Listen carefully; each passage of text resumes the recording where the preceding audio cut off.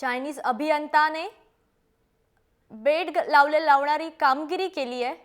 केवळ 36 तासात फोरवेलची पुनर्बांधणी करून त्यांनी अख्ख्या जगाला आश्चर्यचकित केलं आहे। बीजिंगमध्ये सॅन युऑन ब्रिज ची 36 तासात पुनर्बांधणी करण्यात आली आहे। सलोक नियोजनामुळे ही किमया करणं त्याला शक्य झालंय। 1300 टनचं वजन असलेल्या या पुलावरून दररोज 20 लाख वाहनांनी ये-जा होते। येत्या 48 तासात हा पूल वाहतुकीसाठी खुला करण्यात येणार आहे। पुलाच्या पुनर्बांधणीचा कामाचा व्हिडिओ रेकॉर्ड करण्यात आलाय।